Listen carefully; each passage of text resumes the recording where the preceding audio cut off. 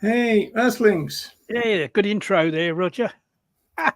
Yeah, a new countdown. Yeah, have you seen Bill Bailey's version of that? No. Yeah, oh, it's brilliant. Because he's a very accomplished musician, of course, and he does. He did a show where he did his own version of that, and it was absolutely brilliant. Oh, yeah, I saw the one about the news, the different News news. thing, yeah, he was on Yeah, the keyboards and yeah, that. Yeah, that's yeah. right. Yeah, yeah. Bill Bailey used to be a sab, didn't he? I think he did years ago. Yeah, he shaved all his hair off apparently now, which is good. Well, I mean, it was just one of those It was a Max bit Wall tatty, type things, wasn't wasn't it? it? Yeah, Yeah. yeah. So, Ronnie, can you remember what we're supposed to do? Because I can't. Well, it's all become quite complicated, isn't it? I mean, we're talking about the media and how best campaigners can use the media, and obviously we both had considerable experience. Yeah, but before you go on, Ronnie, you've got to confirm whether you're still alive. Well, I think so. Good.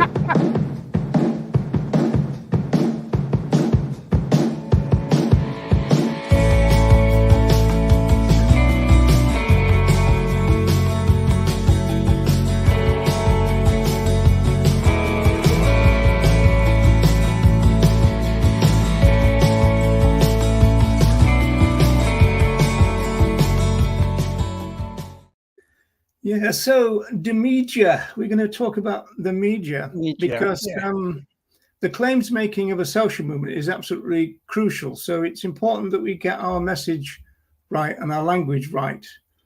And we've got some concerns about modern day language. So we've got a few kind of archivy type bits and a few examples of when we were doing media and that kind of stuff.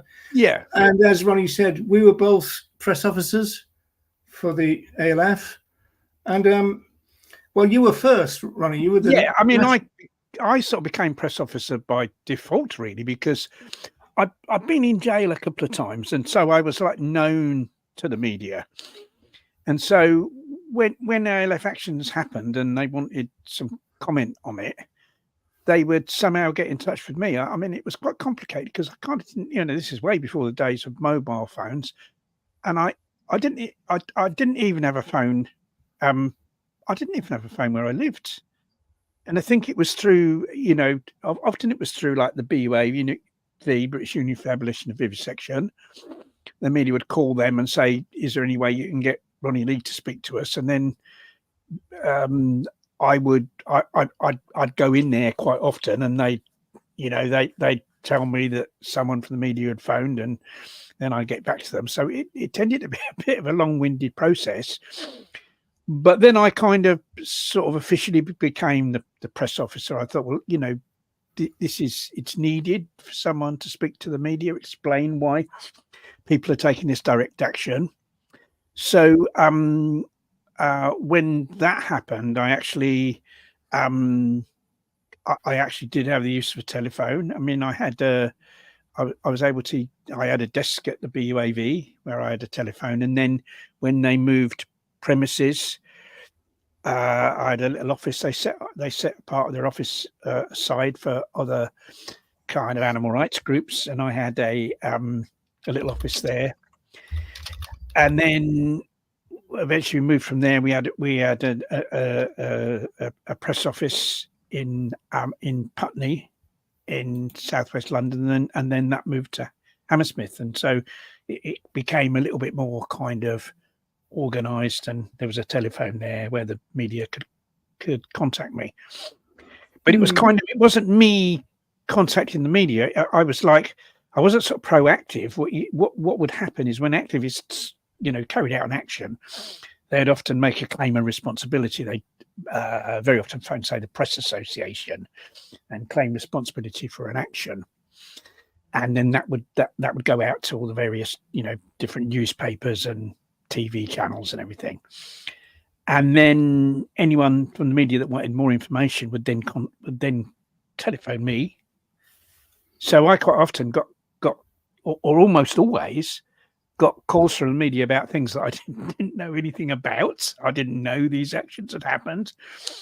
And I'd get a call from the media asking me to comment on something that I didn't know had happened. And so I very quickly had to kind of, think about what to say. That's the kind of way. Yeah, they had to tell you what had happened, and then you They responded. told me what had happened, and then I commented on it. Yes. Yeah. That sounds like us. Yeah, I remember that. Yeah. I was I actually had a telephone and also an answer phone, so that made it a lot easier. So I would get something on the answer phone, and then I would ring the media and tell them what was on it. Because I remember at our trial, they said, how could you verify it? How did you know it actually happened? And I said, in terms of what we told the media, I said, I didn't. I just got a message. It could have been a lie, but I then passed it on to the media, and it was up to them to check out the story after that by going to the target, I suppose. Yes. Yeah. So that's the way it worked. So, I mean, So one question though, Ronnie, because you often said that the ALF didn't really, we didn't kind of cotton on to vegan education or anything, and we didn't really kind of cater for the public at all. No. So do you think that your kind of impulse to explain the actions was to try and create activists rather than explain to the public? Partially, and I think one of the reasons for the media coverage was to try and maybe put further pressure on the industries that the ALF were attacking. The fact that this had been, it's all in the newspapers about this direct action, and hopefully something in there about what these companies actually did, which was really, the role of the press office was to explain, the activists who attacked this laboratory because this is what goes on there. This is what's done to the animals there. And this is why it's wrong. That was the hardest bit though, wasn't it? And that was the hardest, but it was often the hardest bit to get any publicity on, because the media were far more interested in the actions than they were in the reasons why people carried out the actions. And, that was our job to try and, get something in the media about those reasons. It's actually interesting because for both of us, really, when we were press officers, the number of rescues had gone down, and yet it was the rescues that were very popular, even in the media. So it made our job easier, wouldn't it? Well, the rescues got more sympathetic publicity, and you'd get some very iconic photographs from rescues if the media actually turned up, when a rescue was taking place, or photographs afterwards, where people would stage photos afterwards. And I think this is where this myth arose of the ALF wearing ski masks, because this idea that there was all these activists going around wearing ski masks, and really that arose because the photographs that were specifically taken after an action for the media, people would wear ski masks so as not to be identified. But actually on the raids, we very rarely wore face coverings because you kind of didn't need to, because there weren't the security cameras that we've got now. So, it's rather a myth that there was all these ALF activists wearing ski masks, because that wasn't really the case. I didn't even have a ski mask myself. No. Well, we've actually got a clip of the ALF on TV where you're doing a bit of talking, right? So just for the general chat, we're not going to stick with the ALF for very long, because we want to move on to kind of more modern, more relevant things. But if you've got any questions about the old days, as it were, then just plonk them in the thing. We will address them. So let's bring this up. So where's the ding? There. Okay. So this is an old TV show from the 1980s. Across the south, culminating in a firebomb attack on a fleet of butchers' lorries in Dorset just before Christmas. The ALF claims to have 2,000 members nationally. Its official spokesman is Ronnie Lee, a former hunt saboteur who served 2 spells in jail for attacks on research establishments. He's unrepentant about the organisation's illegal activities. Peaceful protest had been given 100 years opportunity to change things. People have been protesting against the various forms of cruelty to animals for well over 100 years. And that protest, because of the vested interest ranged against it, had achieved so very little that I think people felt driven to do something more direct.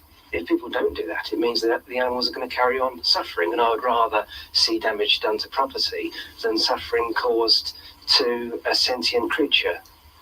The ALF claims to be non-violent, but its activities have sometimes caused considerable personal distress. Right, so you said you don't have a telephone, Ronnie, but you had a telephone voice. Oh, I know. I used to try and speak proper. I thought I'm on the telly, so I've got to speak proper. So I used to make an effort to, to kind of lose my accent. I don't bother now, but I did then. And of course, the thing that you're on the spot about is you use the dread C word. So explain yourself, young man. Well, you see, I think I think that was used. We talk about it being used today in kind of connection with sort of vegan campaigning, but it was very much the word used by single issue campaigns, and in a sense that's kind of what the ALF was involved in. The ALF was very much focused on taking action against the vivisection industry and against the fur trade, where the organisations campaigning against those things, and the other one was hunting as well, of course. That was the predominant word that was used, and I think we just kind of carried on with that and talked about cruelty and suffering. I think it's fair to say it wasn't the only word, though. No, I mean, there are, we would talk about tyranny. I mean, we had a kind of code phrase to verify, or certainly the ALF group I was involved with. We had this when we found out we arranged with the media that we'd have this code phrase, or with the press association, to verify that we were genuine. And our code phrase was "human tyranny is being overthrown." That was what we used to say for them to recognise that this was to take notice, because this. I think there's a bit like that in the Animals film. I think when there's a liberation of chickens going on. Yeah, so it was a mixture, but I think it kind of came out of the fact they used the word cruelty and talk about suffering rather than talk about the exploitation and killing, for instance.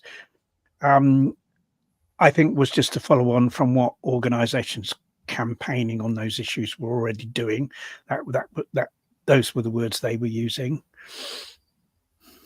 Yeah. Okay. Well, let's move on a little bit then. And in fact, I want to share with you this, Ronnie, because when I was looking through, because it took me about 5 hours to find all the resources for today, so it was a real pain in the bum, and I came up with this one. Now, this goes back to Liverpool when I was with the Merseyside Animal Rights Committee. So it's not that relevant to press, although it is press. It's radio. This is because we used to have Radio City and Radio something else, BBC Radio Merseyside. And so this is about the Fur Pledge campaign. I don't know if you remember that, do you, Ronnie? Yes, I do. Yes, yeah. Yeah, and so it was like a take on the petition, but much more direct. So you'd go outside a department store where they had a fur department, and you get people to sign this pledge saying that they're going to boycott the entire store because of the fur department. And then we used to photocopy all the pledges, lay them all out and everything, because they're small little things, and then send them to all the press every week and send them to the actual fur company as well.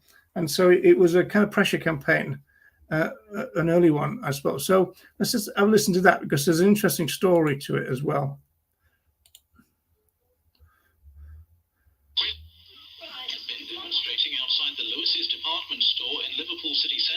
protest against its sale of fur coats. Shoppers going in were asked to sign a petition saying they'll boycott the store until it gets rid of its furs department. It's the start of a major campaign throughout the Northwest, and demonstrator John Williams says there's been a good response. We think that over a period of weeks, a period of months, whatever it means, we'll get thousands of signatures, thousands of people will boycott these stores at a very important time for these stores as well, Christmas. We think it will have an impact on them. It's a new type of campaign in that it's never been used in the North before. It's been used successfully in the South over whale products and seal products. It was a success there. We're going to repeat that success. As I say, we're determined to see this campaign through. Now soccer. Campaigners have spent the day outside Lewis's store in Liverpool asking shoppers to pledge that they'll boycott the furs department. The protest has centred on 5 Northwest stores with the Michael Edelson brand of fur stocks, and Lewis has stepped up security during the day. Philip Emerson, a spokesman for the Fur Trade campaign based in Dublin, said the protest had been successful and more were now being planned. We've had a very good day, and obviously we're putting a lot of pressure on Michael Edelson. We've had some hassle from private detectives and so on, so obviously the pressure's on already, and this is just day one. But we'll be continuing collecting the pledges and hopefully increasing the pressure on Edelson, not just in Liverpool, but around the country, and on the stores in which he has departments. Right, moving on. So that's interesting. There's an interesting story about that, in the sense that both those names that were used were made up, and particularly in the second one, because they'd employed some private detectives to try and find our names and addresses so they could issue injunctions against us. So we invented this thing called the Fur Action Group, or whatever we call it, Fur Trade Action or something. And we said it was Dublin based, right? That was just a complete coincidence. Yeah. And as the guy was saying there, there's a lot of hassle because they had these kind of thugs, these kind of security guards brought in. And the weird thing about that is that I think they were so zealous sometimes that they were throwing legitimate customers out of the shop. So they didn't last very long because they were actually chucking out the wrong people, which is quite interesting. Right. Yeah.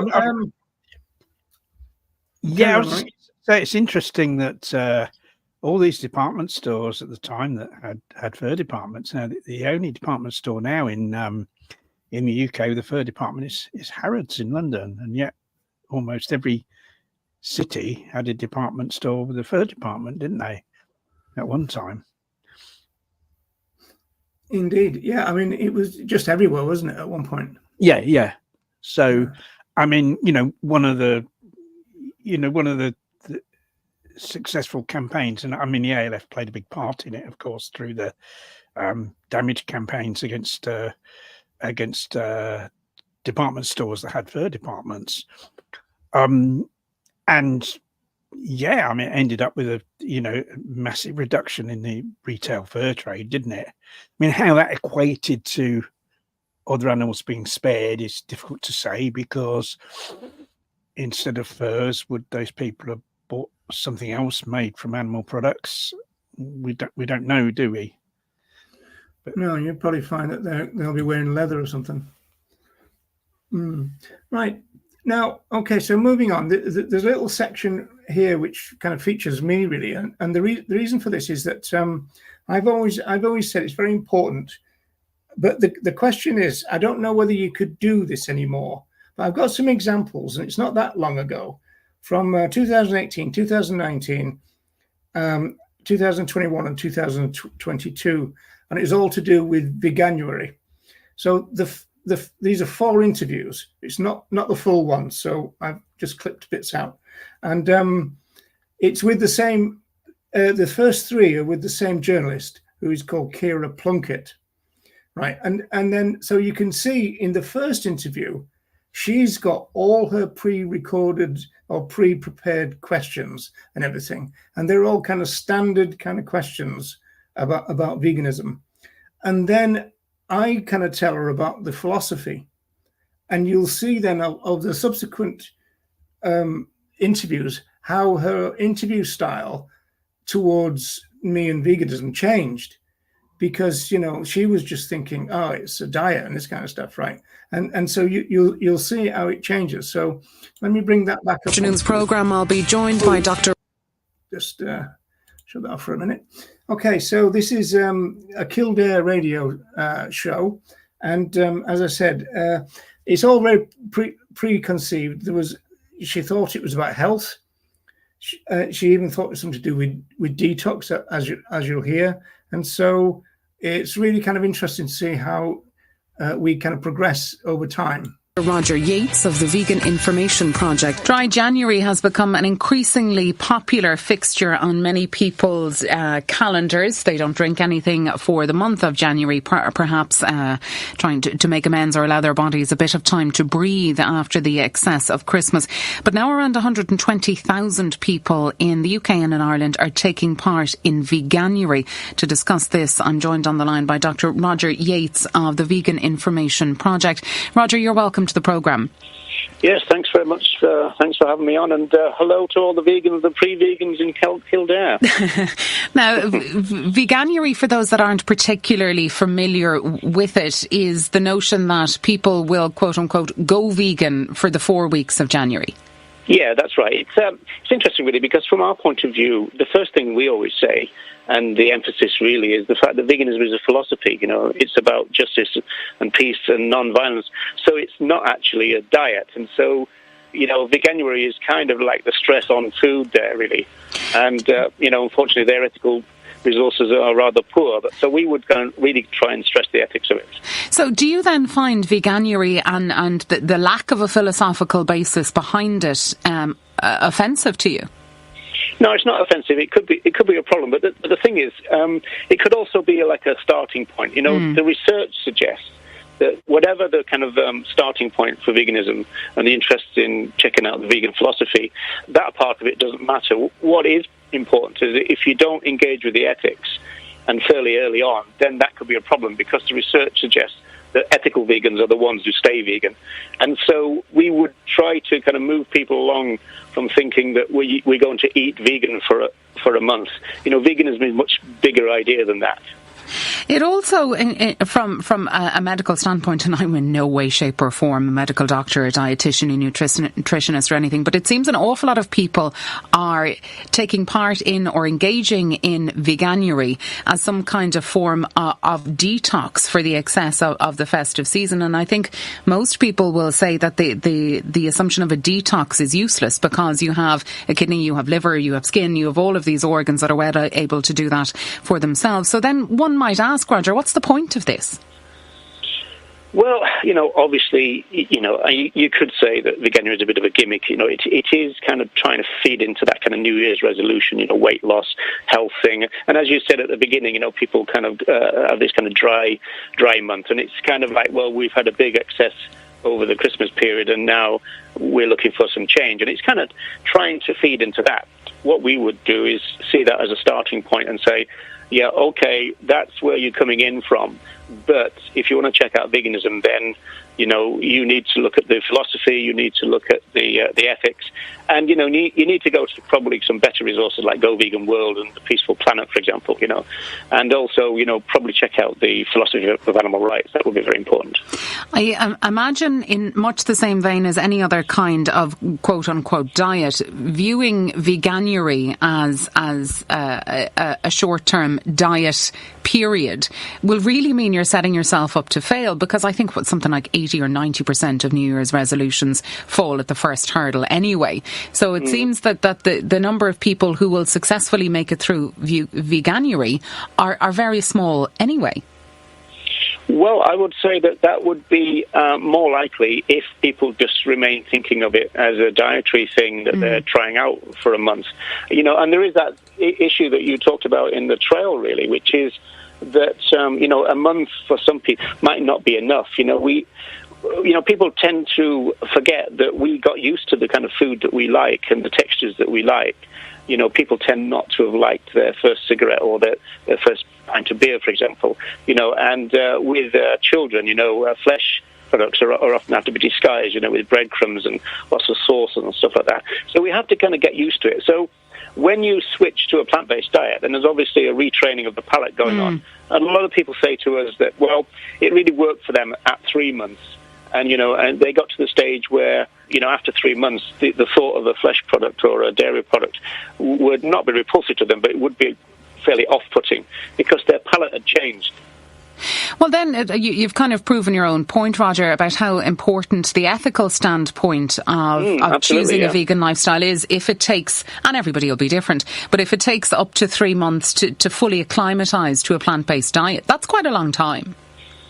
Well, it is. It's just that the fact that we're mammals, we've got a biological system, and we do need to change, and also there's a social side to it. There is the why of veganism and there's the how of veganism, and veganuary is really going for the how in relation to all this kind of like recipes and everything. What we would like to see is a bigger focus on the why, because once people have got the why, then they'll find out the how. They'll kind of deal with the dietary changes, and they'll deal with the, maybe changes in their social arrangements. They'll deal with that if they've got a strong philosophical basis, and that's the important thing. Right, so apologies that's a bit long. The other ones are not as long as that, I do assure you. But some of the interesting points, I wanted to play that because it goes to show that, if you're up against somebody who's got a preconceived idea about veganism, it's actually quite difficult sometimes to negotiate that and get them to understand what veganism really is. And so I think that the next two will show that she's kind of taken on board what I said. And in terms of a couple of techniques there, you'll notice that I said, well, as you said in the trail, because there was a trailer before it started, and that's like a callback to what the journalists themselves have said, and you're agreeing with it, and you're really saying to them, well done, you've done your research well. It's like a compliment, and they like that kind of thing. Also, at the beginning, I kind of tend to always start off with a bit of a joke or a little light-hearted comment, that kind of stuff. And one of the reasons for that is that people got stereotypes about vegans. We don't have a sense of humor and all this kind of stuff. So I think it's pretty good to to break those if we can. So this is the second one. So this is a year later, the same journalist, the same radio station, and you can see already here now there's going to be a slight difference. And the third one is even better.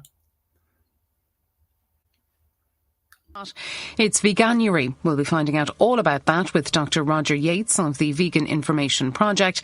And now it's January, which comes as a surprise to nobody, but it is also veganuary. And to talk about this, I'm joined on the line by spokesperson for the Vegan Information Project, Dr. Roger Yates. Roger, you're welcome to the programme. Hi, hello there. How are you doing? Not too bad at all. Tell us about the ethos behind veganuary. Well, I think it's really a mentoring thing, to be honest. I don't actually like the kind of New Year's resolution part of it, in a sense, because veganism is a justice-based philosophy, and you don't kind of turn that off and on for a month per year. But the idea is to kind of introduce people to plant-based eating, and then hopefully open the door to vegan ways of thinking. And so they, on their website, they've got lots of resources about animal use. And I think they lead people through the months and then hope that they'll continue afterwards. So I think it's like a mentoring thing mainly. So for you personally, Roger, is being a vegan a philosophical and ethical choice? Oh, yeah. Well, veganism is a philosophy. It's not a diet. It's something that quite a lot of people are a bit confused about. And I suppose in some ways veganuary doesn't help in that sense because it focuses on the diet. Whereas, again, they do have resources which talk about animal use and about rights violations and about human issues, etc. So veganism is a kind of radical vision of the future which would be less violent, more respectful of rights across the board, human rights, other animals, etc., etc.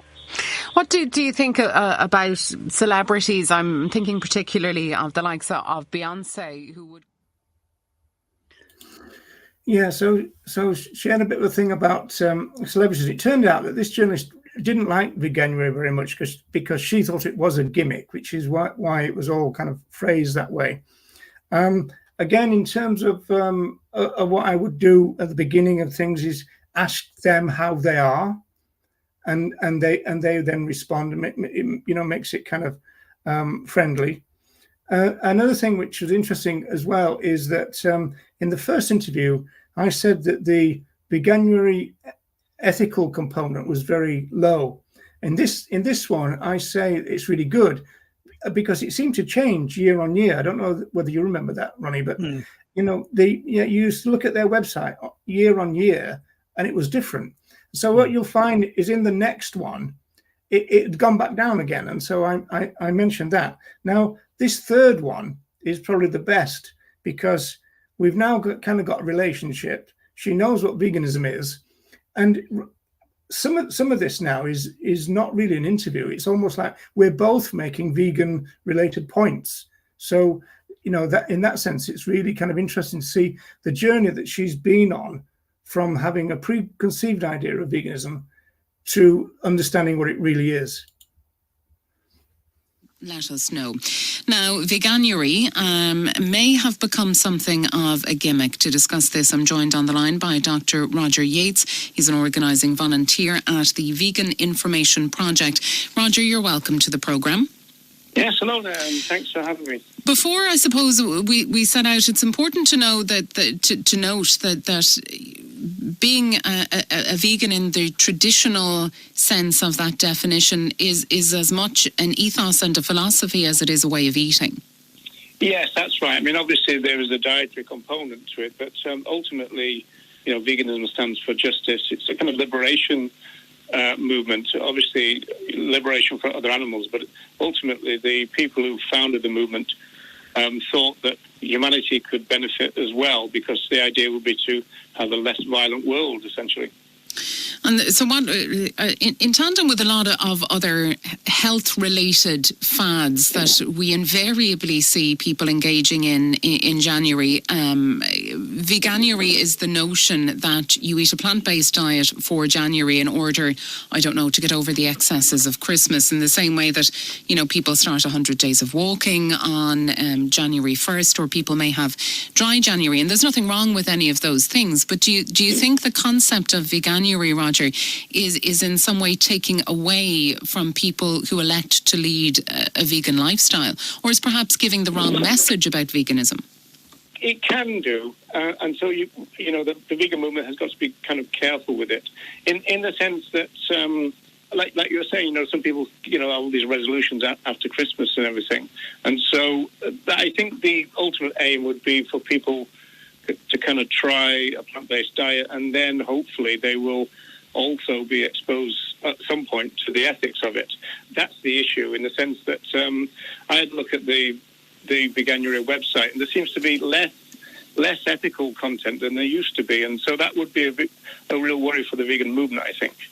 So in the public mind, particularly because it seems that every time you turn around, another celebrity is electing a plant-based diet for health reasons, for aesthetic reasons, and there's nothing wrong with that. But they may then claim that they are vegan, so the two messages are getting mixed.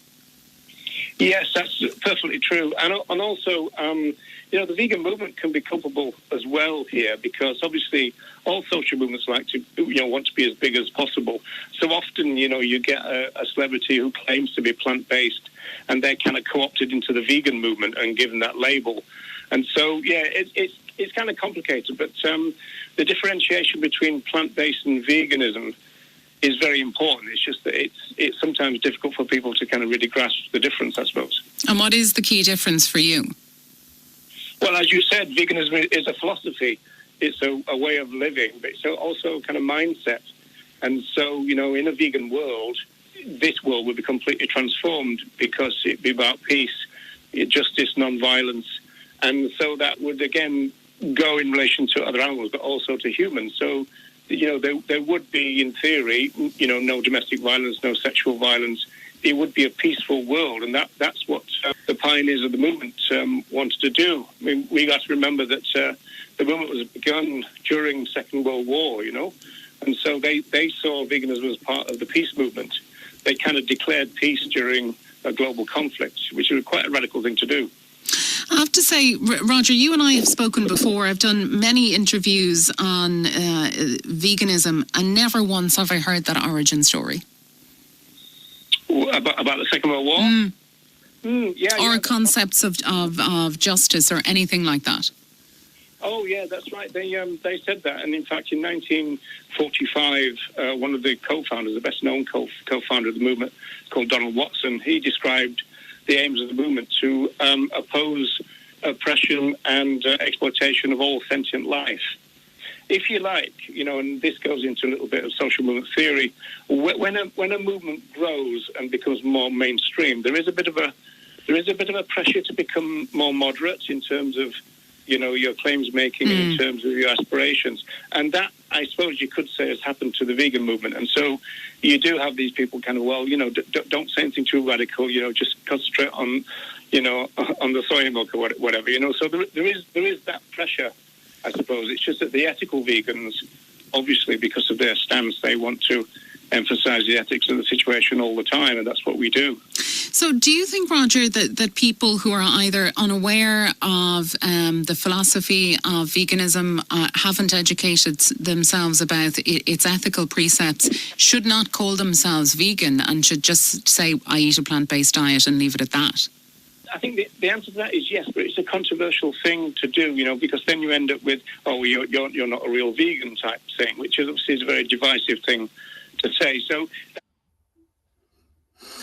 yeah, a bit of an abrupt ending because my line dropped, which is a real shame because the best interview of the lot, it got cut off early, but there you go. I think it's really interesting that she says that in all the interviews that she's done with people about veganism, she's never heard this justice line before, and again, like you said, well, why, why aren't we saying these things to journalists?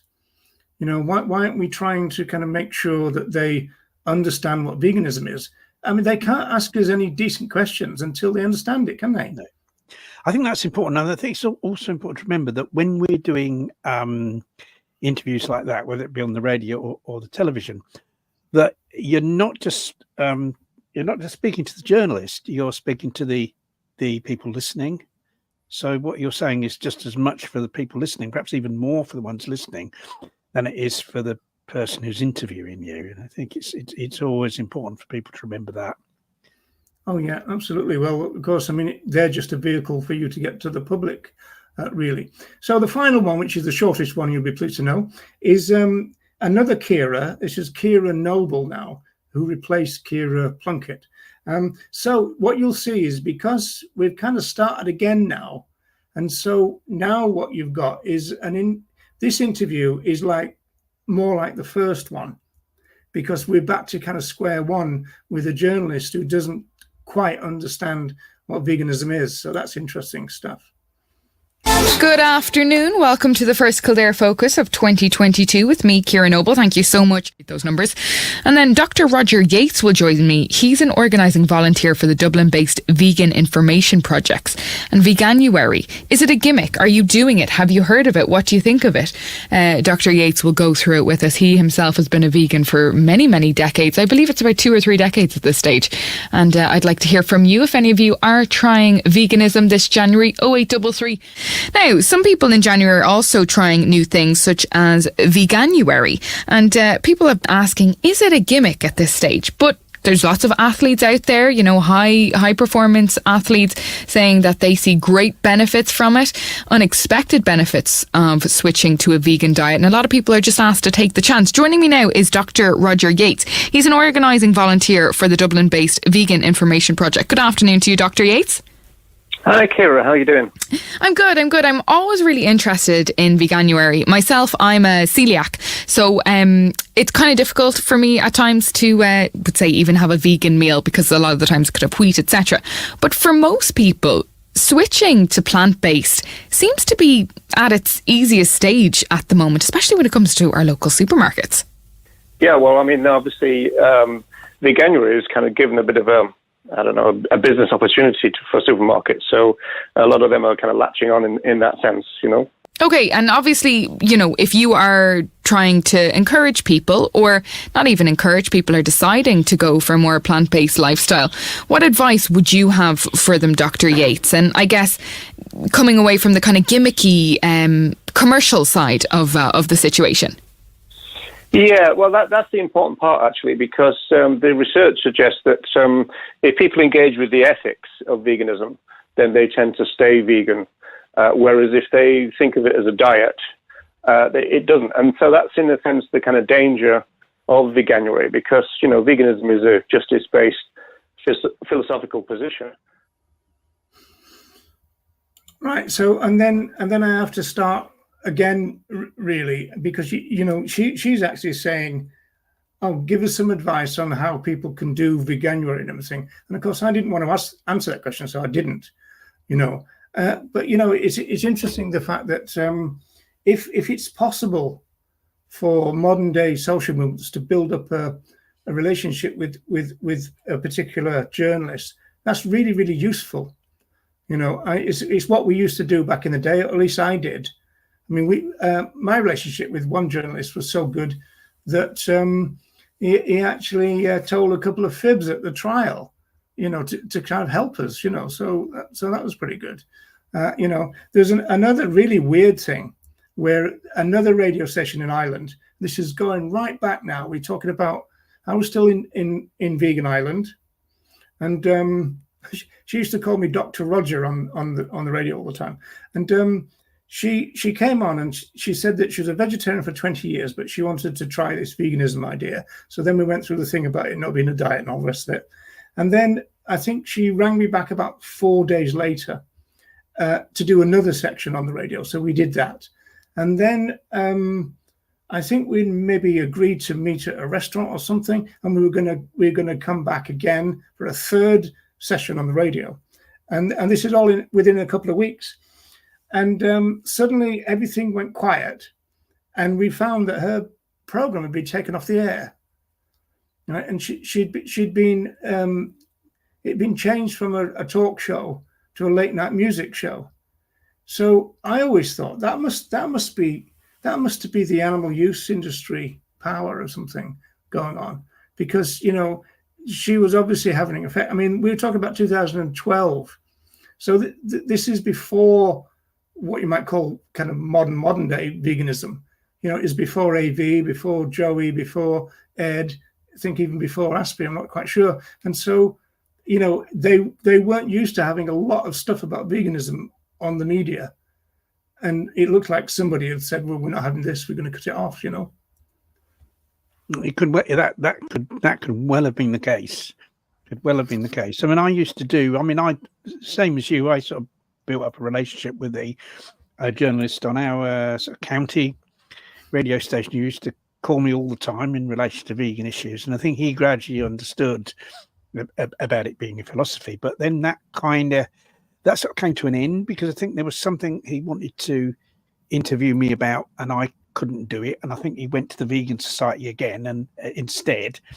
And I think he's kind of stayed with them now. And hopefully they're doing a good job with it. So I haven't done any interviews with them for quite some while. But you are right. You can, as time goes on, they do improve their understanding about what veganism really is. Yeah, well, this is why the media is so important. And if the overwhelming information that journalists are getting is essentially wrong, telling them that veganism is a diet and all that, well, that means that their understanding of it is very poor, but also their questions to you then are very poor. I mean, on that fourth one that we've just heard, I was struggling to keep it back on track, right? Because, she wanted me to just give dietary advice and stuff. And of course, that's not what I was there for, Whereas a fourth interview with Plunkett wouldn't have been like that. No, I think it's important to say what you want to say. A bit like politicians, really, in a sense. You say you say what you want to say to the listeners, really, whatever the questions are. Yeah, give the answer whatever the question. Yeah, that's right. Yeah, that's right. Yeah. And you sort of manipulate it so you're saying what you want to say. And I think the other thing is, the importance of members of the public becoming vegan. That's kind of what I would do when I did radio interviews. I'd try to get that out as soon as possible in the interview, because I didn't know how long the interview was going to last. So at the earliest opportunity, I would say something that would encourage listeners to become vegan. I'd talk about the exploitation, the killing of the animals, why that was wrong, for instance, as early as possible in the interview, no matter what the question was from the interviewer. I'd kind of twist it so I could get that in. Yeah, fair enough. I suppose my style is a bit more conversational, because I think that when modern day animal advocates think about media interviews, they probably think about confrontations now, whereas mine were never like that. It was more like a bit of a chat and a conversation, which is pretty good. I think. I think that's better, and that's always what I try to do, to kind of to kind of diffuse any antagonism. I remember one particular interview I did when because Louise and I ran a campaign against the dog racing industry, the UK dog racing industry, for about 13 years. And I remember a guy from a radio station interviewed me, and he said, "Well, I don't care. I couldn't care less about the dogs. That the dogs are killed by the racing industry." He said, "I don't care about that at all. And instead of me getting into an argument with him, because some people said, "Well, you should care. That's terrible. Blah blah blah." Instead of doing that, I said, "Well, you may not care, but I'm sure people listening at home, a lot of your listeners will be. They've got dogs of their own, and they're going to be very concerned that all these dogs are suffering and dying at the hands of the industry, and I'm sure they'll want to not be part of that." So, despite the provocation from the interviewer, I still spoke to I didn't get involved in. He wanted me to get involved in a row with him, you see, as like kind of the entertainment value, but I kind of refused to do that. And I think it's important to, when someone's antagonistic, I think it's important to always remember that it's the audience that you're speaking to. The important thing is getting. It's exactly what I think about social media, because somebody's having a go at you or being nasty and being rude and all that, and you just respond diplomatically, and you think, well, the audience, they're going to be judging, who's the more rational, who's got the best, that kind of thing. Right. So I got 3 very short clips now. Featuring me, and then I'm done. So sorry about kind of hogging this section of the thing, but this is a cautionary tale. I'll tell you what it is after we've watched it. Where are you, Roger? Yeah, well, what would you say to what Rosemary said there? I mean, you're a Guinness, aren't you? Yes, well, I'm here as a sociologist and also a member of the vegan animal rights community. So in that sense, I would put things into context. And I just echo really what you said in the intro, is the fact that there isn't really a difference, because what we would say from a purely animal rights point of view is that we're talking about an example of animal use. And so we'd be opposed to that.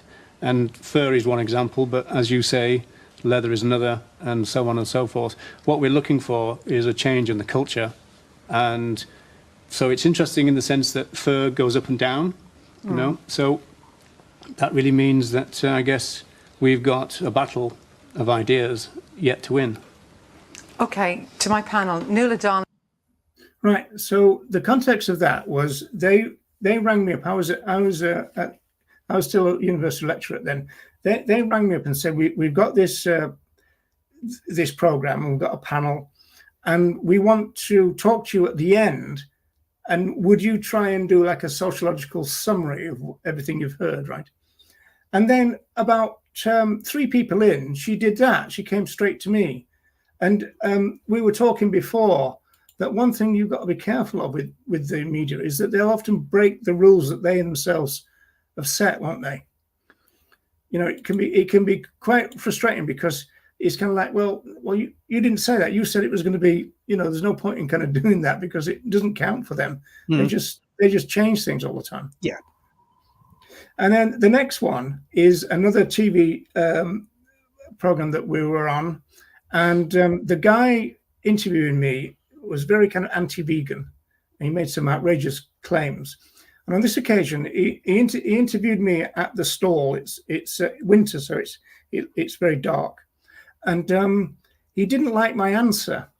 So he kept saying things like, "Oh, we have to do this shot from this angle now, and we'll have to do that again," and all this kind of stuff. And he wanted me to change my answer.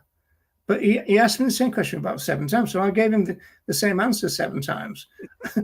But he wasn't happy about it. He was really kind of trying to dictate the answer as much as the question, which wasn't really on, really. But anyway, we'll have a look at that. Look around, I can see the ceiling and that, and it gives them that real feeling of being there. And for you, what is wrong about slaughtering an animal? Well, for me, it would be a rights violation. What do we have the right to do? Do we have the right to control someone else's life from conception right through to slaughter? And the case for animal rights says we don't. Okay, I suppose my issue with that is that it's social philosophy. That's not the best way of determining how to eat. I mean, first of all, veganism is a philosophy, not a diet. It's much wider than that. It talks about food security, talks about rights. It's a much broader thing. I mean, everybody in the world could be fed if the world was vegan. And has it made you think twice about eating meat? In theory, it would actually, yeah. It's very strong seeing how it's done there. Right. Oh, now before I go on, I got this one here. Yeah, I did see that tweet, so thank you very much. In fact, I thought I'd replied to it, or at least liked it to indicate that I'd seen it. So, yeah, I don't know if you remember Bob and Jenna Torres, Ronnie? The name's familiar, but I'm not sure I know too much apart from that. Well, they had a book called Vegan Freak, and they also had a radio station called that. And I know that it was interesting there because this is an interesting thing from a sociological point of view. They were accused of ableism by using the word vegan freak, but they were sociologists. I think they've moved on to being law professors or something now. But so I was saying that in terms of sociology, vegans in a sense are freaks because we're standing outside of the mainstream, deliberately so, right?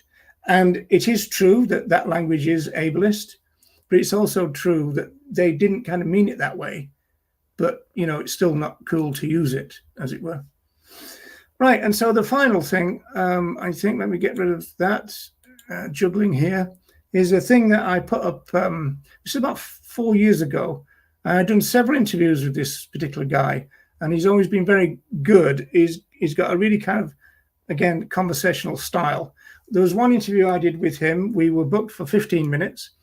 He was having so much fun that he cancelled the following 15 minutes, and we carried on for half an hour, which was great. That if you can get that kind of relationship with a radio journalist, then you've got it kind of made, really. He's one of Ireland's foremost vegans who may have once been regarded as a crank, not today, as the vegan message and philosophy gradually moves more mainstream. So is Roger Yates feeling justified, holding the moral high ground, and feel like reminding us, I told you so? You're welcome back to Late Lunch, Roger. Yeah, it's great to be back. How are you feeling? Are you feeling like that? Am I right or wrong? Yeah, I'm in 41 years now, so this is my 41st year of veganism. So, yeah, I'm feeling grand, and you are right. In social movement theory terms, I'm a sociologist as well, obviously, it's kind of movement takeoff time. So that's what's kind of happening. Are you seeing it on the ground in a practical sense? On the street we're seeing it. I think the last time I spoke to you, we talked about people being vegan curious. There's even more so now. Right, so that's just a beginning clip of that. So you'll be glad to know, everybody, that that's the end of me, or at least. Not literally, hopefully. No, not literally. No. So where do we want to go? Well, we're up to the kind of modern era now, I suppose. Well, you see, I think that there's been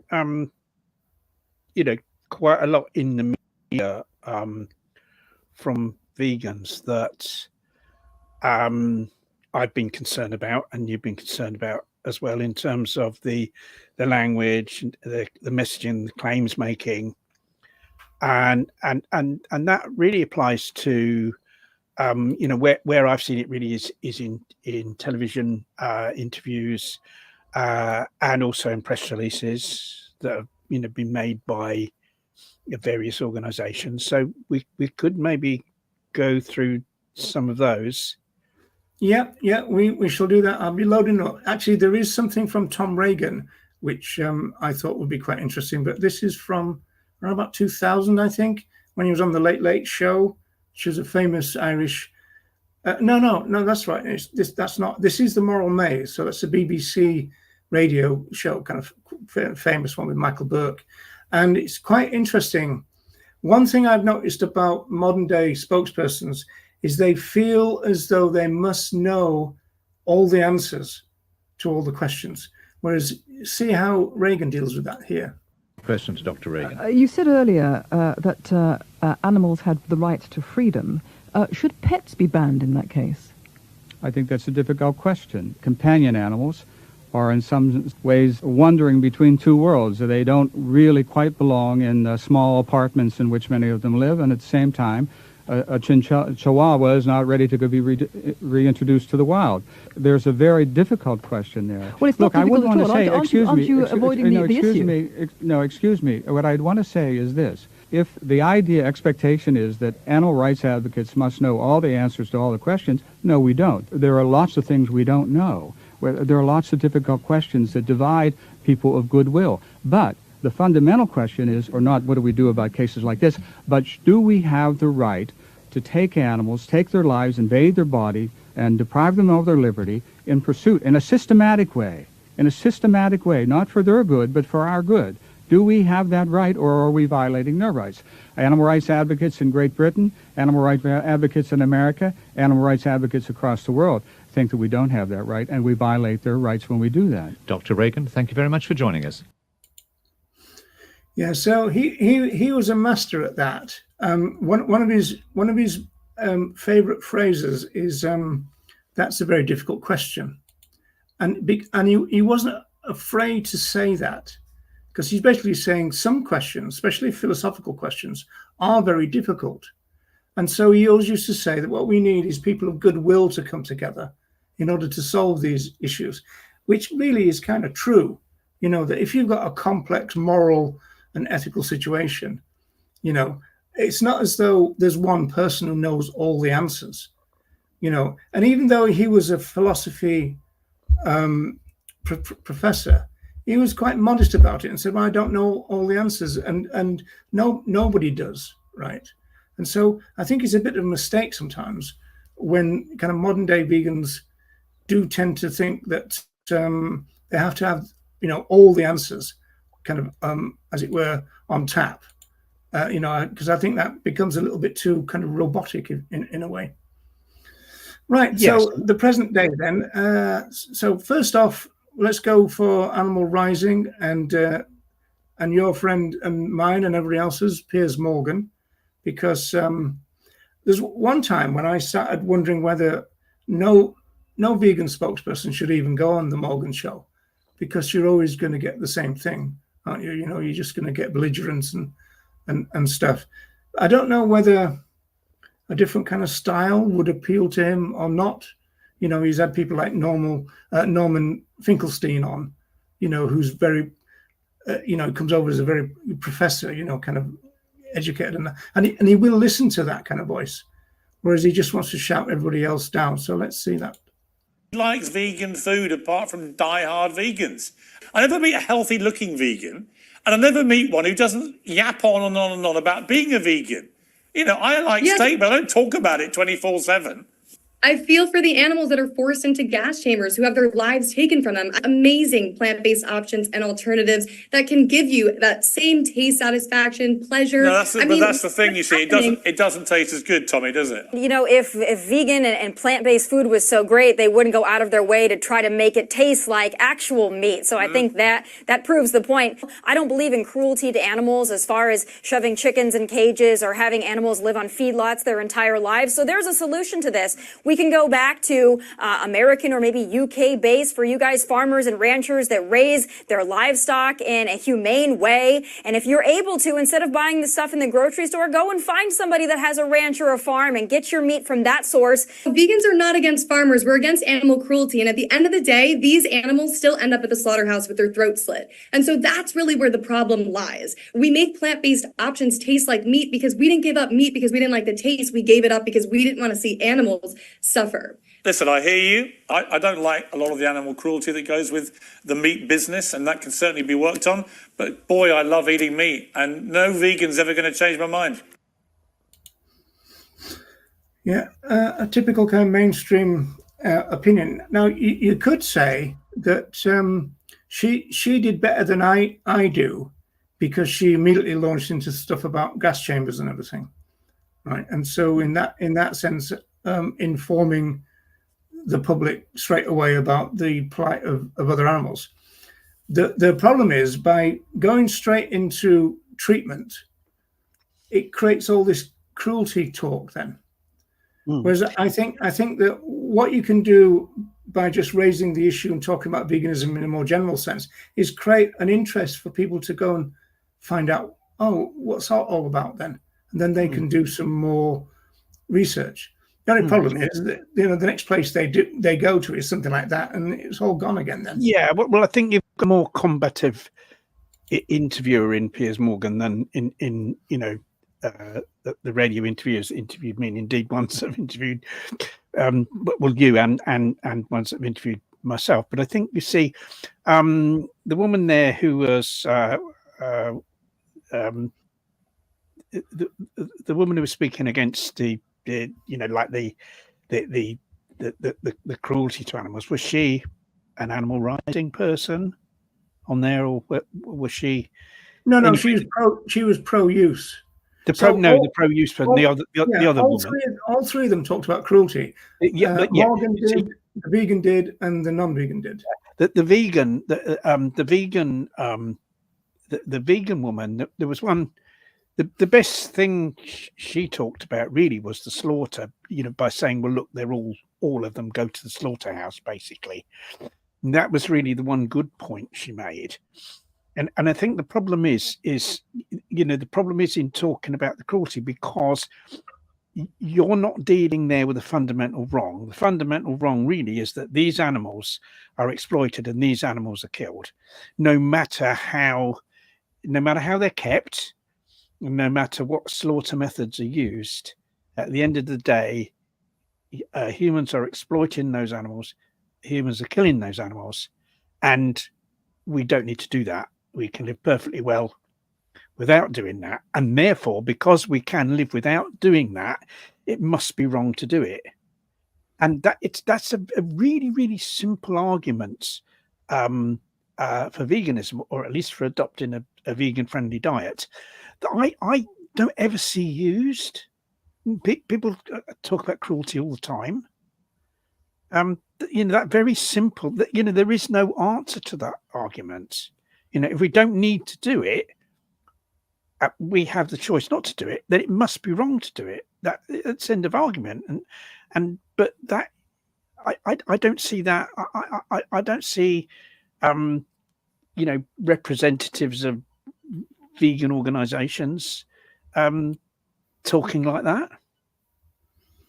No, but the point is, the interesting point about that is everybody was agreed that everybody didn't want the cruelty part. Yeah, absolutely. Right? And so the entire conversation was based within the welfare paradigm of cruelty.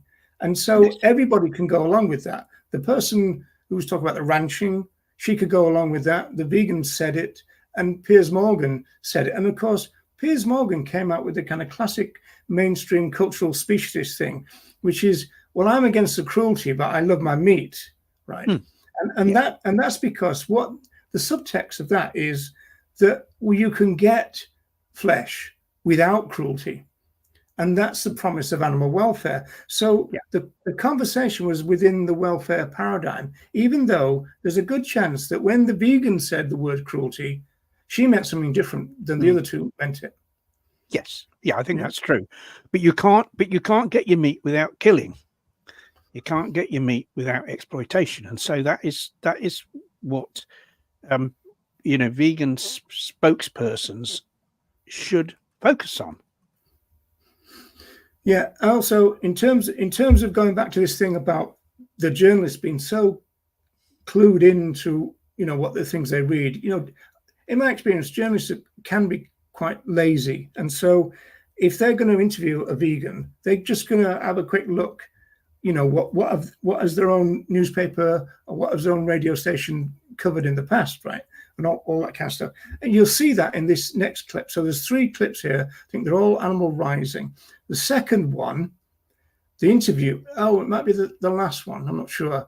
It was that one where they were completely dumbfounded because they thought they had somebody to argue against the vegan, and he agreed with it. I don't know if you remember that clip. But the lead into that was, well, he said it's cruel. He didn't even say it was cruel, right? It's just that they're so tuned in to vegans saying everything is cruel that they just assume that that's what he said. So I think there's 3 little clips here on this one. You said that you want to disrupt the Grand National at Aintree later on today. So tell us what your plan is. What is it that you're trying to do? Well, the reason we're here today is first and foremost for these horses. We're a group of animal lovers, as I'm sure most people are here today.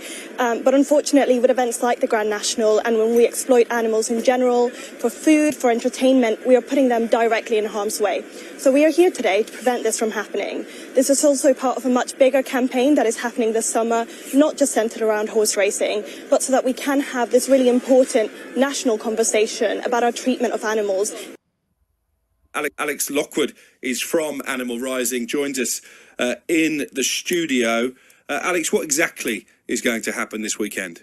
Well, first of all, thanks for having us on. I think in this country, we're rightly proud of being animal lovers. We want to go there and stop the harm.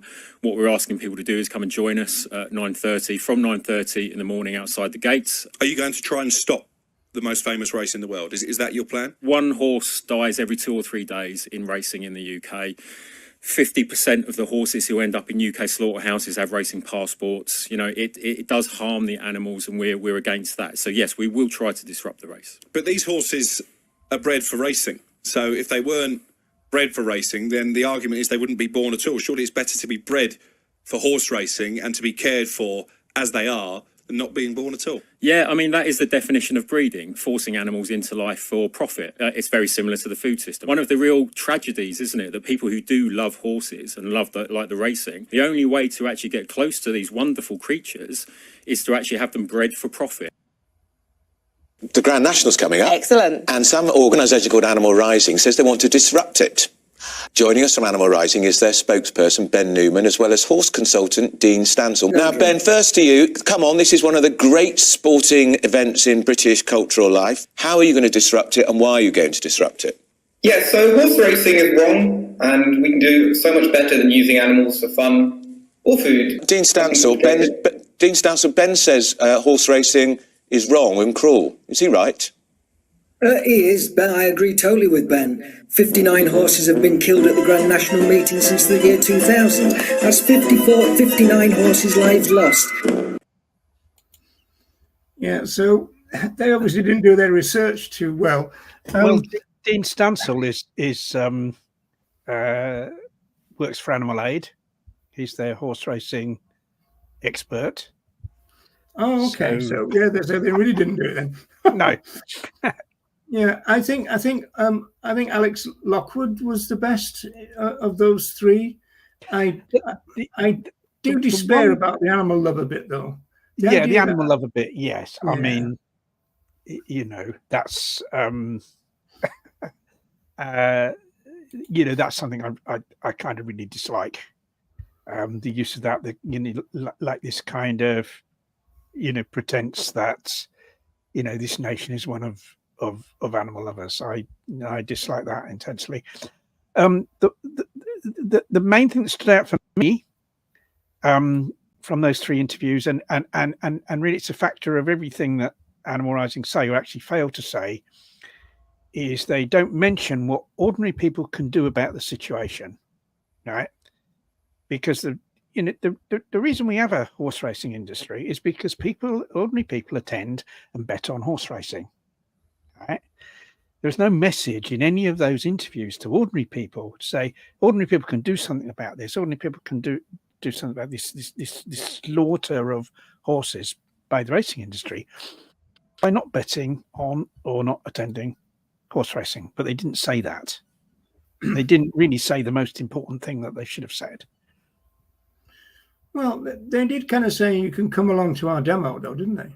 Yeah, but that's not the same, is it? That's not the same. And going along to a demo isn't the same as, people going in the bookies or going online and betting on horse racing, where a percentage of that money goes to support the industry, or even attending a horse race where obviously even more money goes to support the industry, and that's, that's, to me, that's hugely problematic. I think it's really important to inform the public about what they themselves can do about these things. They have the power themselves to make a difference. I've been told to lose the string. I lose my glasses if I lose the string. So. That's right. So you don't know, you're not hunting around for them. Yeah. Although I do find myself on the bike and I've got the thing dancing around below me, and I think I should have taken that off, But, right, there's two clips to go. So one of them is Earthling Ed, and one of them is Joey Carstrong. So this is where it's really interesting because they both got the reputation of being incredibly good operators in the media, right? But even then, they're operating within the welfare paradigm, and they're not challenging the welfare paradigm. They're not actually saying, well, hang on a minute, that's not our bag or anything. They're going along with it, which is a real kind of shame and a shock to me. The first one is when you got that situation where Ed gets into an argument with somebody who's a butcher, who's got their own abattoir, slaughterhouse, and he gets into an argument about to the extent that the stunning technique works. So there's no mention of the fundamental wrong, as there wasn't in any of the Animal Rising things. No. It was about animal lovers. It causes harm, right? So there was the occasional mention of exploitation, but it's mixed in with all sorts of other stuff, and they don't deal with the trait that's run through all these interviews that we've just listened to is exactly that. The fundamental wrong, that it's wrong to it's wrong for these animals to be exploited in the first place. That is really rarely gets a mention, and there's not any emphasis on that. You might want to respond to this, Ronnie. This is Pamela. Interesting discussion. Animal Rising like to position themselves as going for strategic institutional change rather than telling people to go vegan. False dichotomy, obviously. Yeah. Well, the thing is, how do we get institutional change? Right. You see, what Animal Rising make out they're doing this, but really what they're trying to do is pressurize existing institutions to change. That isn't the same as changing those institutions, right? How do we fundamentally change institutions, in this country or indeed anywhere in the world? The way we fundamentally do that is by educating people to become vegan, because these institutions haven't kind of dropped down from the sky. These institutions are composed of ordinary people. Very often they're into office by ordinary people. So the mindset of ordinary people it plays a vital part in the nature of those institutions and the nature of the actions that those institutions are going to take. So, the fundamental way to change those institutions, whether you're talking about local authorities, whether you're talking about the government, you're talking about other elected bodies, is to educate ordinary people to become vegan. Unless you do that, unless we educate a sufficient number of ordinary people to become vegan, we're not going to change any institutions at all. And so to omit that, to not to say to ordinary people what they can do about that is, to me, that's a huge mistake. Yeah, well, if institutions are populated by people, individuals, and all those individuals are cultural speciesists, how do you get it to change? You're not going to get any change. The most you'll ever get, and that's what we've always ever got from governments, are tiny crumbs from the table, really, small welfare reforms that in the scheme of things are kind of tiny. And that's all you'll ever get. And until we radically change the nature of those institutions. And in order to do that, you've got to radically change ordinary people. Well, here's another one for you, really, Ronnie. How do you get institutional change? You don't. Vegans will never hit even double digits, let alone a majority in any of our lifetimes. Now, your answer to that is there's not enough vegan education, right? Well, yeah, the answer to that is more vegan education. Now, that's the only way we're going to change things. That's what we go for. There isn't any other way that we're gonna end up with an animal liberation society where we have a society that opposes speciesism, where you've got widespread animal liberation. The only way we're going to get that is by creating a hell of a lot more vegans. We don't have to turn everyone vegan. We have to turn sufficient people vegan for us to become the predominant, sort of force in society. Now that's the only way we're going to do it. And so we've got to go for it. And the way we do that is by educating people to become vegan. And essential to that is that more vegans become involved in education, first of all. And obviously, it's tragic that so few vegans are actually involved in outreach, even though outreach can be done in the most simple of ways. That's the first thing. And secondly, I think people are activists. People who want to be active in in promoting animal rights and promoting animal liberation need to think a little bit more about the effectiveness of their actions. And we need more of those people as well to focus on vegan outreach, or at least to include vegan outreach in what they do. That's the only way we're going to do it. The pushback on that point, Ronnie, would be, yeah, but we've got AV now, and we've got We the Free, we've got vegan education going on all over the shop. What's your problem? Well, we haven't got vegan education going all over the shop. That's the problem. That's the problem. The organisations like AV, and We the Free to some extent as well. We the Free do try to get into some kind of kind of smaller areas as well. We'll give them that. But in general, these outreach activities tend to take place in the centre of big cities. Whereas we need vegan outreach everywhere. We need vegan outreach in the suburbs of cities. We need it in towns. We need it in villages. Vegans live in all these places. I live in a village. There's quite a few vegans live in my village where I live. And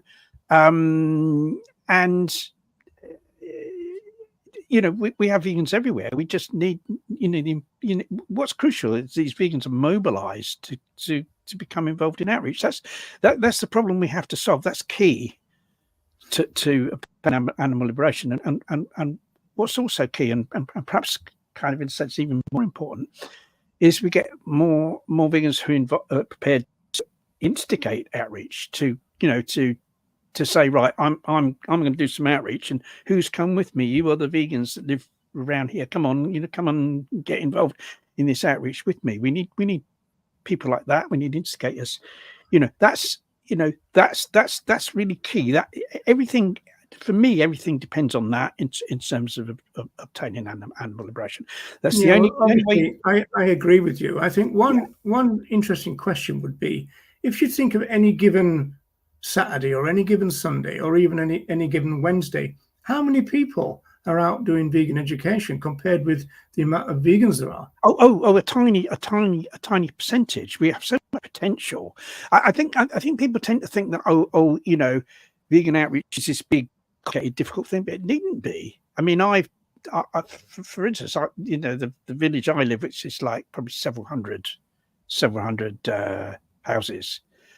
I mean, I've delivered leaflets to the whole of my village several times, as well as other places, that nearby as well, as well as holding information stalls at various events and stuff like that. Now, that it's not. This isn't complicated stuff. This is really simple. It's really simple activities that any vegans can get involved in, and we need more vegans to become activists. We need more activists to become instigators, and for people to think more about what can I do in my own area, rather than just waiting for some event to be organised in their nearest city that they can travel perhaps 10, 20 miles to take part in with other people. To think, well, maybe as well as that, what can I do locally? That's key. We're not. How are we going to obtain animal liberation when the vast majority of people don't believe in it? It's that, we've got to change the mindset of a large number of people, and we can only do that through education. That's now whether we'll succeed in doing that or not, I don't know. But that is the only way to do it. That's the only way we'll do it. That's the only way we'll create fundamental change. Carolyn is saying that people might consider starting a community radio station program because they're often looking for presenters, and that could be a mixture of interviews, music. I mean, I've been talking about on the street stuff, but it doesn't necessarily have to be that. I mean, somebody that's doing a radio station and putting stuff out over the air, of course, that could be very educational. Social media used in the right way can be very educational, as long as we're not kind of just talking to other vegans on there. And I think there's a big role for advertising. I mean, for instance, here in the UK, Viva have had some adverts on the television, where they've kind of raised funds to pay for these television adverts. And I think if more vegans were prepared to contribute to those, we could have more television adverts that obviously reach large numbers of people. So it's not just about being on the street, but for your ordinary person, that kind of activism is probably the most appropriate. Maybe something certainly in the UK where it's possible to deliver leaflets through people's letterbox. That's something that kind of. Well, here's a question that we're going to lock horns on, Ronnie. What leaflets would you recommend? Well, where I get my leaflets from. I mean, I get leaflets from Animal Aid, and I get leaflets from Viva, and sometimes from the Vegan Society, and that's here in. So at least 2 new welfare groups then. Well, I think the difficulty with the difficulty with all these organisations is they have a welfare component. They have a welfare component because I think one of the reasons they have a welfare component is because it's a means to raise money. But that doesn't mean their leaflets. If you have leaflets from them that promote veganism, that doesn't mean that people aren't going to become vegan after reading them. No, of course, none of these organisations are perfect, but that doesn't mean that their material isn't useful in changing people.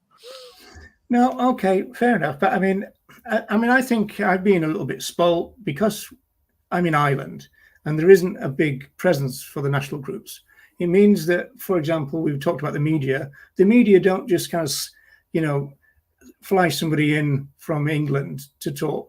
They'll go to the local people like myself or Bernie Wright, Laura Broxton from the grassroots, animal groups, right? And so that's always been a massive advantage. And all of those groups, my own included, VIP, make our own leaflets.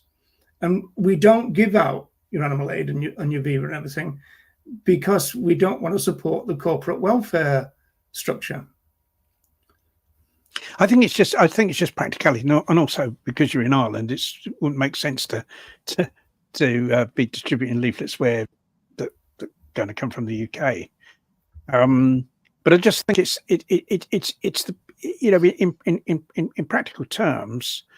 I think until we get, I'd kind of like to see some sort of grassroots hub that produce leaflets for local grassroots groups. That's ideally.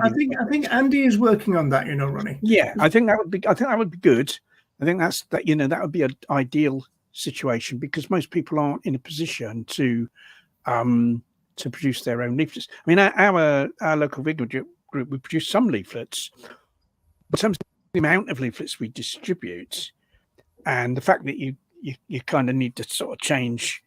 Like I said, the village I live in, I've probably I've delivered leaflets around the village.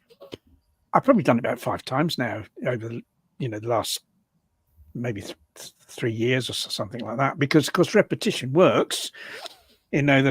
Somebody's not necessarily become vegan the first leaflet they receive, but we know from the advertising industry uses repetition, doesn't it? Because they know it works.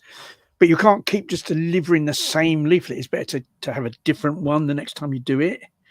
Have you ever gone this route where you design your leaflet, which is dead easy nowadays? You put it onto a USB stick. You take it down to the local printer. How much would it cost to get 1,000 done? Because that's what happens in Ireland. We've done that sometimes, but it's just that, we're not talking about 1,000 leaflets. We're talking about 5,000, 10,000, and when you can, and the cost of that, and when you can get those leaflets free from these organizations, if we were like much wealthier, then we could afford to do it. But then there's also the time taken designing them, and there's all these things. And I think for most people, the practicality of it is easier for them to get the leaflets from the national organisation. Well, Ronnie, we're never going to agree on this. You know that. So let's move back to the media. So we've got 2 clips to go, right? So the first one is Earthling Ed, the one that we mentioned about half an hour ago, I suppose. And so let's go with that one. Hi, well, welcome. We've got Ed here, who's a vegan, and you're a butcher. So, look at that. That's what we want more of. Are you both available to go to Brussels next week? Do you feel demonised as a butcher? Because, you have high animal welfare standards, don't you? I think this is about educating about production systems and that, and I think a lot of the production systems all get lumped together. And as a small retail butcher who has direct contact with the farms, I feel that I can offer my customers the traceability, the welfare, and also how those animals are looked after and fed. Can you tell me how they're looked after and fed? Yes, I can tell you how they're looked after and fed. We actually go and visit the farms. We actually have an abattoir as well. And how are they killed in the abattoir? So they're killed in the abattoir. This is not a debate on killing methods, or this is a debate on environmentalism. But can you tell me how they are killed in the abattoir? Well, they're electrocuted, so they're knocked out cold, and then they... But it doesn't always work, though, does it? It does work. It doesn't always work, though, does it? We have vets there watching everything. We're even on CCTV now, all the time. So there's never been higher welfare standards in this country than there are at the moment, and we're wanting to defend those standards, especially with regard to Brexit and that as well. Why are you doing So there you are. So it starts in the welfare paradigm. It was Nick. What's his name? Nick. Somebody. I can't remember his name now. But the guy who presented it. He starts with high welfare. Then the butcher guy starts talking about welfare. Ed doesn't challenge any of that, and then he mentions that he's got an abattoir, and so Ed goes, okay, how were they killed? Well, they're knocked out cold, and then he starts talking about the percentage of stunning. No need to ask that question. No need to ask how they're killed. The fact is that they are killed. Doesn't matter how they're killed. The lives of those animals are still being taken when we don't need to consume animal products. So therefore, it must be wrong. It must be wrong that those animals are exploited and killed. And it can't be right for anyone to be involved in that, including that butcher. That's all you have to say. You don't have to go into how they're killed. It doesn't matter how they're killed.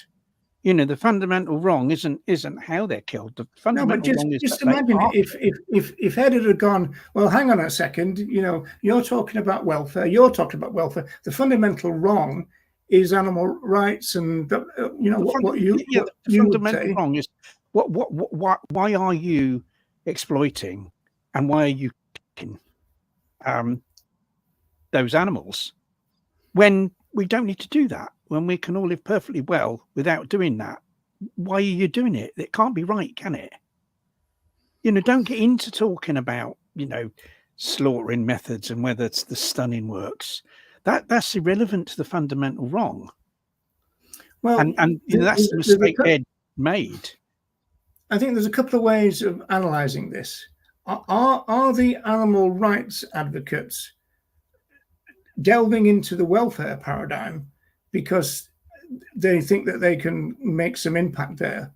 Or are they in the welfare paradigm and staying in the welfare paradigm because actually they're welfarists, they're not actually animal rights advocates? And I think it's the latter. I think that most animal advocates at the current time are new welfarists in the Francione sense. I think is, you know, I'm sure Ed is opposed to other animals being slaughtered for food, and I'm sure he's opposed to that. That's a new welfare position. Yeah, but I'm sure he's opposed to that. I'm sure he's opposed to the exploitation and slaughter of other animals, no matter what conditions they're kept in, and no matter what methods are used to slaughter them. I'm sure that's the case. But it's just that's not. But somehow vegans have got in the habit of talking about cruelty, of talking about treatment, of talking about conditions, of talking about slaughter methods, instead of talking about the fundamental wrong of exploitation and the fact that those animals are killed in the first place. You know, whatever methods are used. You know, for some reason, you know, vegans, for the most part, have got a way of, are focusing on cruelty instead of focusing on exploitation and killing, because these animals are always killed. I mean, we're not going to be able to consume animal products unless the animals are killed. But the focus is wrong, and I think that Ed is maybe following on from, or just carrying on with the general trends within the movement to talk about cruelty all the time. Well, of course, Eddie's a big fan of Peter Singer, so that explains that one. You know, so there is that in terms of philosophy, and none of the animal advocates have heard of Tom Regan. Never mind, would be able to quote him and everything. So they don't talk in terms of rights violations. And I think that when they do throw it in now and again, I'm not quite sure whether they could explain it in a kind of Reaganite kind of way. You know, it's just like something else to throw into the argument within the main dominant thing, which they always remain in the welfare paradigm. So the last one is Joey Carbstrong. Now, I was looking for the original clip, but I can't find it. So this is actually from a video that I recorded when I was on a bit of a downer, and so you'll see that coming across. And but that's where the clip comes from, anyway. Some of the modern spokespersons, they really kind of take a kind of fairly kind of strict welfare line, and it's almost astonishing, really, because they tend to present themselves as radical. And in fact, one of them, Carbstrong, tends to seem to enjoy this idea that he's, the most extreme vegan extremist in the world, and all this kind of rhetoric, and seems to kind of play up to that, and yet just keeps coming up with this animal welfare stuff. In a recent review of one of the TV appearances that he did around Veganuary, he said this. Isn't it everything in moderation, though? Yeah. It doesn't have to be healthier. It just, in the same way you've got fast food options with meat, you can have fast food options. Hang on, let's just... Yeah, well, we're trying to abolish the worst abuse and cruelty to animals on earth. So that's just pure animal welfareism. The idea that we're about to abolish the worst abuses and cruelty to other animals. You know, this is just pure down the line welfareism. Also in these programs, you know, the presenter, there's a whole series of them now. These presenters talk about animal welfare all the time. Armstrong never ever corrects the people and never pulls them up on that. Okay, so that's the same kind of problem. That, I mean, if people are talking welfare and you're not a welfarist, you point it out that, well, that's not your bag. This is it. Give them something to think about. Whereas you don't just fall in line and talk welfare with them. No, because that's not what you want to talk about. Absolutely. By the minute you say that, you know, the fundamental wrong isn't to do with the conditions the animals are kept on. Yes, yeah, very, very often they are kept in appalling conditions, and very, very often these animals do suffer considerably during the slaughtering process. But that's not the fundamental wrong. The fundamental wrong that those animals are actually exploited, so used in the first place by humans and killed. That's the fundamental wrong. And they can't. You see, the problem is that if you accuse these people that use animals of cruelty, they'll deny it and they'll put forward arguments as to why they're not cruel. You know, if you accuse them of being involved in the fundamental wrong, they can't argue against that, because they are exploiting other animals. They are sending other animals to the slaughterhouse. They can't deny that. No, I think you've hit on something fundamental, really, is that going back, well, we've said it already in a way, but I can guarantee that when Joey Armstrong says abuse and cruelty, it's not the mainstream version of abuse and cruelty, which ironically, and people will get this, the RSPCA are much more in tune with the mainstream definition of it. It's the vegans that are standing outside of that and trying to impose their new version of cruelty, which for them, they think that the word cruelty and abuse is abolitionist, right? But if you want to make that case, that's a heck of a lot of, you've got to travel a long way to redefine these words, to get people to understand these words that they've always understood, they've been taught since they were kids about, and the RSPCA are all about, and compassionate world farming are all about. It's a heck of a long thing to do, to then go, okay, no, but we vegans have got a new version of it, and you ought to adopt that. They don't seem to realize that they're standing outside of the norm, and they have to take that into account when talking to the public. But there's no need for that if you talk about the fundamental wrong in the exploitation and killing of those animals. There's no need to discuss cruelty at all, because you've already brought up the fundamental reason why it's wrong for the. Well, clearly somewhere along the line, Ronnie, they like to or want to or feel that they should, I suppose.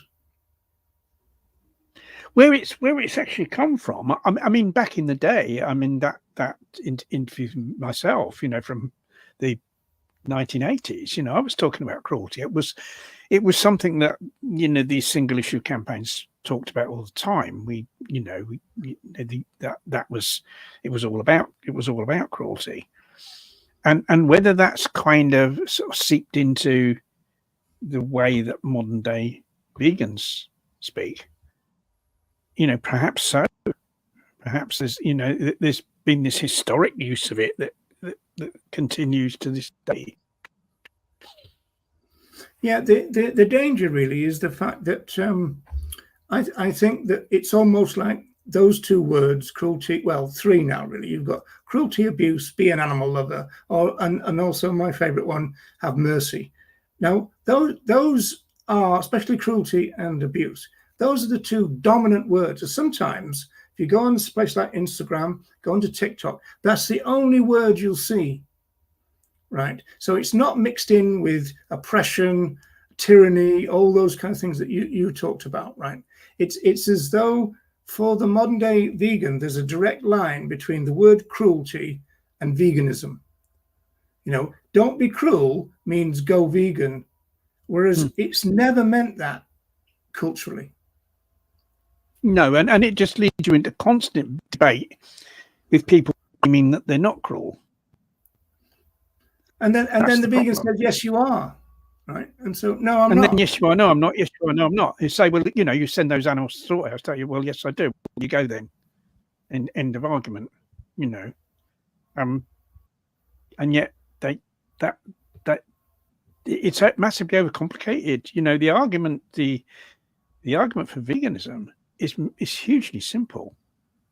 And it's overcomplicated when all this cruelty stuff gets brought into it.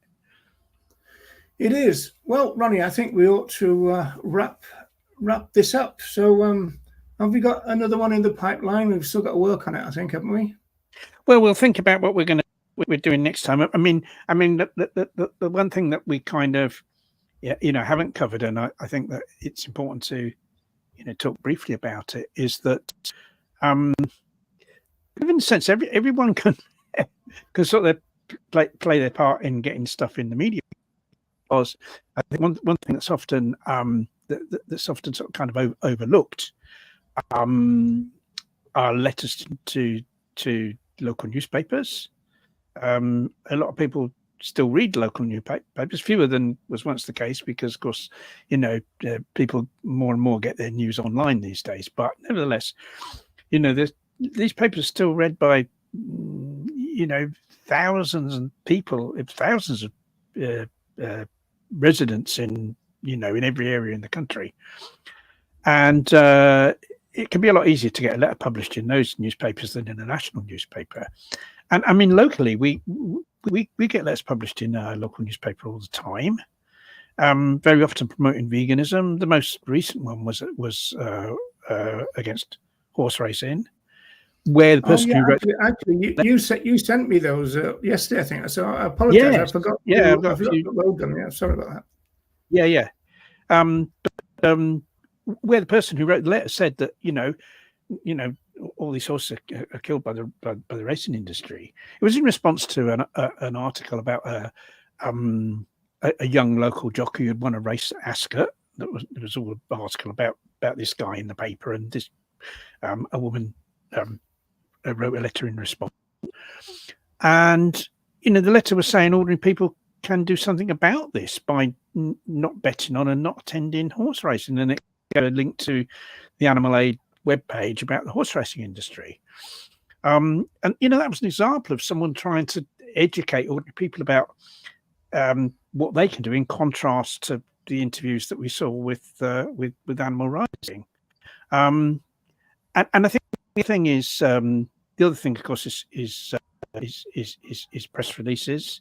I mean, we've been very much focused on sort of kind of radio and television interviews, haven't we, in this show? But then the printed media is another thing that's very important.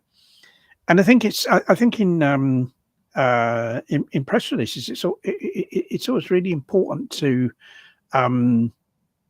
say someone does hold a vegan event in their in the centre of the town, maybe something like if it's a Cube of Truth or We the Free, why not try to get one issue of press release to the local newspaper and see if they'll do a story about it, because they will do, because they're often a deal of big news going on in these places, and that would be another way of kind of of in the vegan message. It's something I think local newspapers are something that we've got out the habit of using in the movement. At one time we were much better at it, I think. Well, it was when it was the main thing to use, wasn't it? It was the main thing, I think, because people are so so kind of involved now in social media, they forget that the kind of what you might call them sort of kind of conventional media perhaps is still something that we can use. Right. I think that's a fair point and a good point to end on. So thanks to everybody who's stuck with us as always. We very much appreciate it, and we will be back when we've got something sorted out in terms of content. And also, Ronnie, if we are still alive.